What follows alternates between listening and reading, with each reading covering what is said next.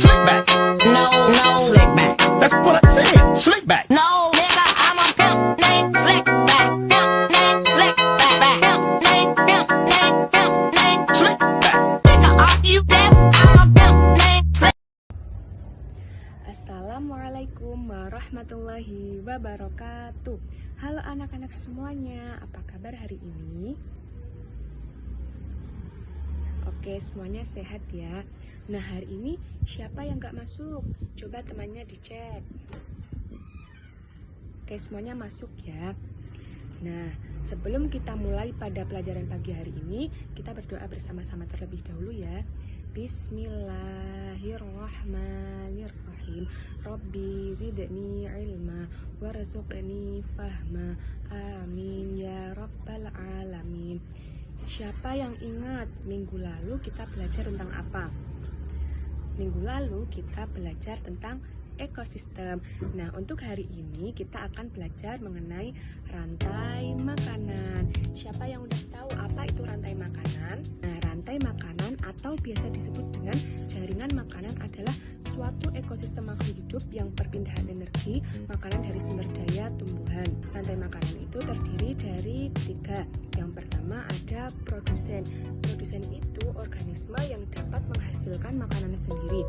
Kemudian yang kedua ada konsumen. Konsumen adalah organisme yang memakan produsen dan konsumen lainnya. Kemudian yang terakhir ada pengurai.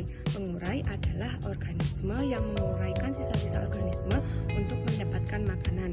Nah, di sini ada contoh gambar rantai makanan. Rantai makanan yang berada di hutan.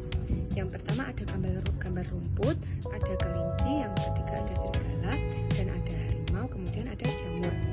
Nah, rumput ini sebagai produsen karena dia menghasilkan makanan sendiri. Kemudian yang kedua ada kelinci sebagai konsumen 1, kemudian ada serigala sebagai konsumen 2, kemudian ada harimau sebagai konsumen 3, dan yang terakhir ada jamur sebagai pengurai. Kemudian di sini ada contoh rantai makanan di sawah. Yang pertama ada gambar padi, belalang, katak, ular, elang, dan jamur. Nah, padi ini sebagai produsen, kemudian belalang sebagai konsumen 1, kemudian katak sebagai konsumen 2, ular sebagai konsumen 3, elang sebagai konsumen 4, dan jamur sebagai pengurai. Nah, yang terakhir ada rantai makanan di laut. Yang pertama ada gambar fitoplankton, kemudian yang kedua ada zooplankton, kemudian ada ikan kecil, kemudian ada ikan sedang, dan yang terakhir ada ikan hiu. Yang pertama fitoplankton sebagai produsen, kemudian zooplankton sebagai konsumen 1, kemudian ikan kecil sebagai konsumen 2, kemudian ada ikan sedang sebagai konsumen 3, dan yang terakhir ada ikan hiu.